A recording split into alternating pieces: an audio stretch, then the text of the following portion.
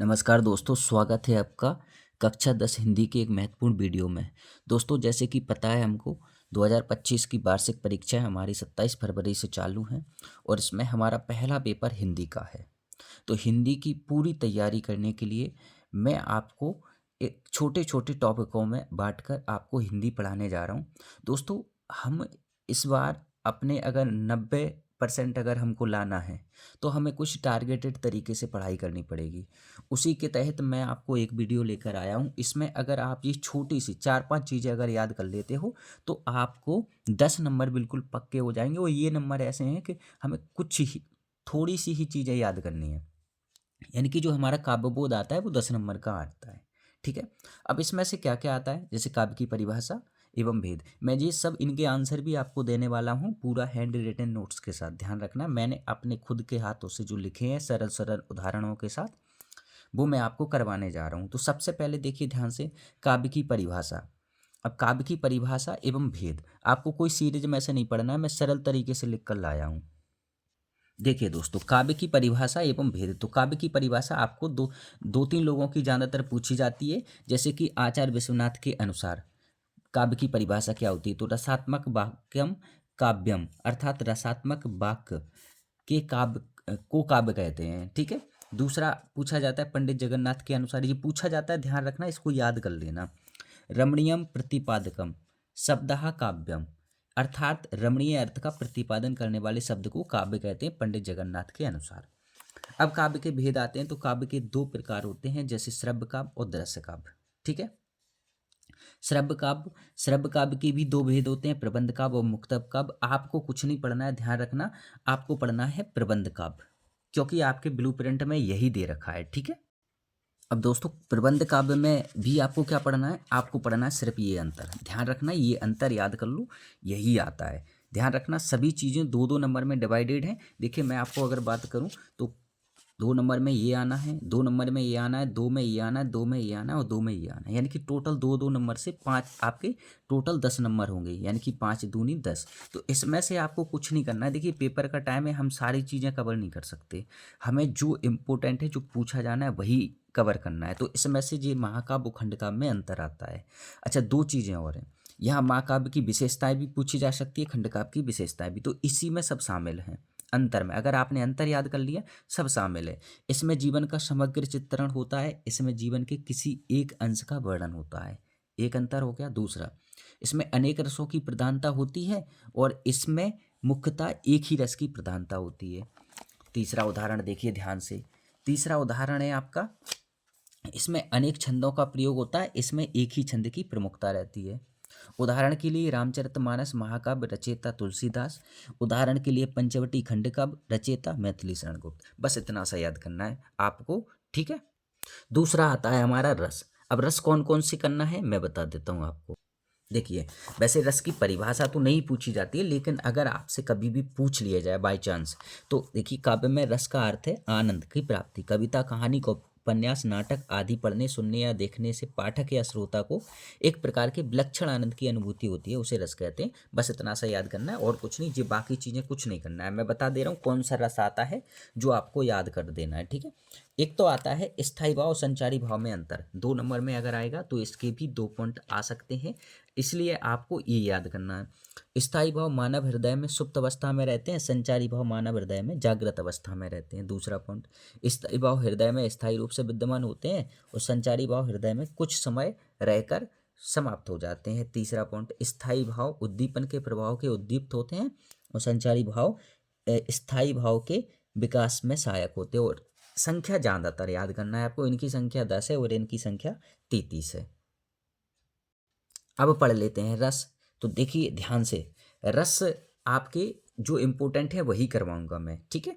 श्रृंगार रस, उदाहरण देख लीजिए। इसकी परिभाषा आपको एक ही याद करना है, यहाँ से, सहृदय के हृदय में स्थित रति नामक स्थायी भाव का जब विभाव, अनुभाव और संचारी भाव से संयोग होता है तो वहाँ श्रृंगार रस रूप ग्रहण कर लेता है।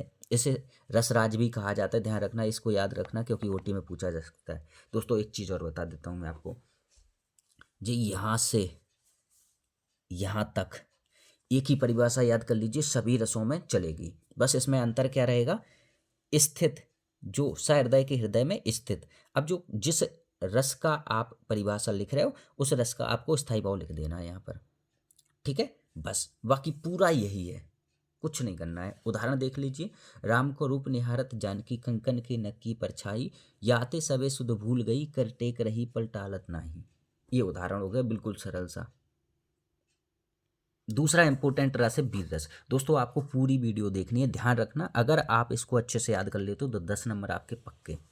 इसका स्थायी भाव उत्साह, जहाँ कविता में किसी व्यक्ति के उत्साह का वर्णन होता है वहाँ वीर रस होता है, लेकिन आपको परिभाषा वही वाली याद करना है क्योंकि एक ही परिभाषा सभी रसों में चल जाएगी, ठीक है। तो देखिए आप तो उदाहरण देखिए इसका सरल सा। चढ़ चेतक पर तलवार उठा, करता था भूतल पानी को, राणा प्रताप सिर काट काट करता था सफल जवानी को। ये हो गया तीसरा रस रौद्र रस। परिभाषा आपको वही पढ़नी है, सिर्फ आपको क्या बदलना है, स्थायी भाव। उदाहरण देखिए, श्री कृष्ण के सुन वचन अर्जुन के रोष से जलने लगे, सब शोक अपना भूल कर करतल युगल मलने लगे। भयानक रस। अब भयानक रस का देख लीजिए, ठीक है। इसकी उदाहरण बताते जाऊंगा क्योंकि परिभाषा आपको एक ही याद करनी है, बाकी कुछ नहीं करना है। ये परिभाषा मैंने लिख दी, ये आपको याद नहीं करना है, वही करना है आपको सहृदय के हृदय में। हमेशा एक ही परिभाषा याद करना है ताकि कोई भी कन्फ्यूजन ना हो। उधर गरजती सिंधु लहरियाँ, कुटिल काल के जालों सी, चली आ रही फैन उगलती, फन फैलाए ब्यालों सी। ये भयानक रस का है, ठीक है। सहृदय के हृदय में जब भयानक रस का स्थायी भाव क्या होता है, भय। इस भय नामक स्थायी भाव का जब भाव विभाव अनुभाव और संचारी भाव के साथ संयोग होता है तो वहाँ भयानक रस की उत्पत्ति होती है। वही है सब, ठीक है। अब हास्य रस, तो हास्य रस का आप उदाहरण देखिए, बाकी तो सब वही है, ध्यान रखना है इनके आपको स्थायी भाव याद जरूर करना है। बंदर ने कहा बंदरिया से चलो नहाने गंगा, बच्चों को छोड़ो घर में होने दो दंगा। अब इसको पढ़कर आपको हंसी आएगी और उसी रस की सार्थकता उसी उदाहरण में होती है जिसको पढ़ने के बाद उसकी जो संचारी भाव है वो दीप्त हो जाए आपके मन में, ठीक है। यानी कि जैसे इसको पढ़ने के बाद आपको हंसी उत्पन्न हो जाए तो ये सही है, ठीक है। तीसरा आता है दोस्तों छंद। अब छंद में देखिए ध्यान से, इस बार उन्होंने बहुत अच्छा किया आपके लिए, दोहा एवं चौपाई, बस 2 छंद पूछे हैं आपसे और कुछ नहीं पूछा है। तो ध्यान से देखिए 2 छंद, दोहा एवं चौपाई। दोहा का, दोहा अर्ध सम्मात्रिक छंद है, अर्ध सम्मात्रिक, ठीक है। यह सोठा का उल्टा होता है, इसमें 4 चरण होते हैं। इसके पहले और तीसरे यानी कि विषम चरणों में 13-13 मात्राएं तथा दूसरे और चौथे यानी कि सम चरणों में 11-11 मात्राएं होती हैं। इसके सम चरणों के अंत में तगण अथवा जगण का होना जरूरी है, ओके। उदाहरण के लिए हनुमान चालीसा याद है, श्री गुरु चरण सरोज रज, निज मन मुकुर सुधार, बरनो रघुबर विमल जस, जोदा एक फल चार। बस हो गया। अब आता है चौपाई। चौपाई तो हमें इतनी सारी याद होती हैं, रामायण आप सुनते ही रहते होंगे तो कोई दिक्कत ही नहीं है। यह सम्मात्रिक छंद है, इसके प्रत्येक चरण में 16-16 मात्राएं होती हैं तथा अंत में क्या होता है, गुरु होते हैं, 2 गुरु होते हैं। बस हो गया। अब इसका मंगल भवन अमंगल हारी, द्रवसु दशरथ अजर बिहारी। आपको और भी कोई चौपाई याद है उसको लिख सकते हैं, बस यही 2 छंद याद करना है और कुछ करना ही नहीं है, ठीक है। अब आता है हमारा चौथा पॉइंट, आता है अलंकार। तो अलंकार इसमें थोड़े से ज़्यादा दे दिए, मानवीकरण, पुनरुक्ति प्रकाश, अतिशयोक्ति और अन्योक्ति। इनके उदाहरण मैं सबको आपको बता देता हूँ। देखिए दोस्तों, इस तरीके से अगर आप लिखोगे ना तो ध्यान रखना आपका 1 नंबर नहीं कटेगा। उदाहरण मानवीकरण अलंकार, जहाँ मानव के अतिरिक्त निर्जीव और अमूर्त पर मानव सुलभ गुण कर्म आदि का आरोपण कर के मानव के समान प्रस्तुत किया जाता है वह मानवीकरण अलंकार होता है। यानी कि जहाँ पर जो निर्जीव वस्तु हैं उनको भी, उनका भी मानवीकरण कर दिया जाए, यानी कि उनको जीवित समझ लिया जाए, ऐसे प्रस्तुत किया जाए उनको जैसे वो जीवित हों, वहाँ मानवीकरण अलंकार होता है। उदाहरण के लिए, मेखलाकार पर्वत अपार, अपने शस्त्र दृग सुमन का फाड़, अवलोक रहा है बार बार नीचे जल में निज महाकार, जिसके चरणों में पला ताल दर्पण सा फैला है विशाल। उदाहरण एक और देख लीजिए, अरे सरलते तेरी हंसी उड़ाऊं मैं, अनुरागनी ऊषा लेती थी निज सुहाग मधुमाया में। तो आपको जो अच्छा लगे वो याद कर लीजिए। दूसरा है अतिशयोक्ति अलंकार, जहाँ कोई बात आवश्यकता से अधिक बढ़ा चढ़ाकर कही जाए वहाँ अतिशयोक्ति अलंकार होती है। कहते नहीं है मतलब कि कोई भी बात एकदम से बढ़ा चढ़ाकर बोल देते हैं, ठीक है उसको। जैसे कि हनुमान की पूंछ में लगन न पाई आग, लंका सारी जल गई गए निशाचर भाग। यानी कि हनुमान जी की पूंछ में आग लग नहीं पाई है और लंका सारी जल गई है ना। मतलब लगन ना पाई लंका सारी जल गई और निशाचर भी भाग गए। निशाचर यानी कि राक्षस। अब ऐसे ही एक जय, पड़ी अचानक नदी अपार, घोड़ा कैसे उतरे पार, राणा ने सोचा इस पर, तब तक चेतक था उस पर। तो अचंभित लग रहा है ना, इसी को कहते हैं अतिशयोक्ति अलंकार। उदाहरण है कोई भी याद कर लीजिए जो अच्छा लगे, ठीक है। अब आता है अन्योक्ति अलंकार। जहाँ किसी अन्य व्यक्ति या वस्तु को लक्ष्य में रखकर कोई बात किसी दूसरे के लिए कही जाती है, वहाँ नियुक्ति अलंकार होता है। मतलब कहते हैं ना, ये किसी पर ढाल कर कहते हैं, कहना किसी और से होता है लेकिन उसकी मुंह पर नहीं बोल पाते अपन, तो दूसरे के। उदाहरण, माली आवत देखकर कलियन करी पुकार, फूले फले फूले फूले चुन लिए काली हमारी बार। नहीं तो एक और है, इसको भी कर लीजिए, ठीक है, जो आपको अच्छा लगे वो कर ले। पुनरुक्ति प्रकाश अलंकार। तो इसमें क्या है, इस अलंकार में एक शब्द का प्रयोग 2 बार होता है। यह इसलिए कि इसके प्रयोग से सुंदरता में वृद्धि होती है और बात का अधिक प्रभाव होता है, ठीक है। जैसे कि वन से चुन चुनकर जो मीठे बेर नित्य वह लाई थी, बड़े प्रेम से उनको देने मन ही मन ललचाई थी। अब ऐसे कि एक और है, ये सबरी के ऊपर बनाया गया है, राम जी को जो बेर खिलाए थे, ठीक है।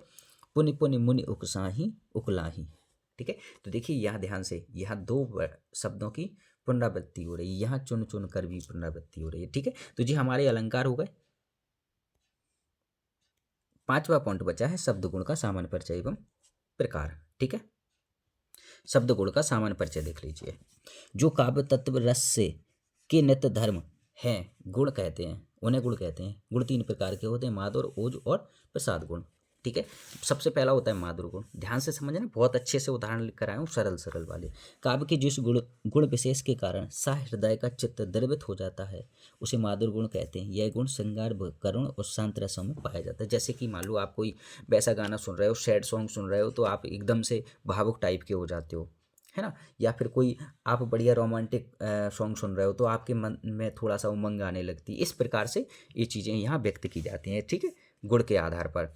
उदाहरण है, मधुर मधुर मेरे दीपक जल, योग योग प्रतिदिन प्रतिछल प्रतिपल, प्रियतम का पथ अलौकित कर। महादेवी वर्मा जी ने लिखा है इसको, ठीक है। अगर इसको आप लिख दोगे तो बहुत अच्छे से आपका वो पड़ेगा प्रभाव उस पर, ठीक है। ओज गुण, काव्य की जिस गुण विशेष के कारण सहृदय का चित्त दीप्त हो जाता है, अर्थात सहृदय के चित्त में तेज का संचार हो जाता है, उसे ओज गुण कहते हैं। ओज गुण वीर, भयानक, रौद्र और भीभत्स रसों में पाया जाता है। जैसे कि मैं सत्य कहता हूँ सखे, सुकुमार मत मानो मुझे, यमराज से भी युद्ध में प्रस्तुत सदा जानो मुझे, जाना मुझे, ठीक है। तो कहने का मतलब ये कि ये यहाँ वीर रस की उत्पत्ति हो रही है, ठीक है। नेक्स्ट है, तीसरा है प्रसाद गुण। क्या है प्रसाद गुण? तो देखिए प्रसाद गुण क्या है, जो रचना पढ़ने या सुनने मात्र से ही समझ आ जाए वह रचना प्रसाद गुण संपन्न होती है। यह शब्द गुण सभी रसों में होता है, मतलब जो प्रसाद गुण है ना वो सभी गुणों रसों में पाया जाता है, ध्यान रखना। हे प्रभु आनंद आता ज्ञान हमको दीजिए, शीघ्र सारे दुर्गुणों को दूर हमसे कीजिए। ये बिल्कुल सरल सा उदाहरण है, आप याद कर लीजिए, एक प्रार्थना है, रोज सुबह कहिए, बहुत अच्छा रहता है, ठीक है। तो दोस्तों ये थे हमारे काव्यबोध। पूरा काव्यबोध मैंने एक ही वीडियो में ख़त्म कर दिया है। अगर आप अच्छे से देख लेते हो, याद कर लेते हो, तो 10 अंक आपके पक्के। मैं बाकी सभी चीज़ें लेकर आने वाला हूँ, आपको एक एक नंबर करवाऊँगा। जब तक अगर आपको वीडियो अच्छी लगी है तो लाइक कर दीजिए, बिल्कुल लगी होगी। चैनल को सब्सक्राइब कीजिए और दोस्तों को भी शेयर कर दीजिए, उनका भी भला हो जाए, ठीक है। मिलते हैं नेक्स्ट वीडियो में, धन्यवाद।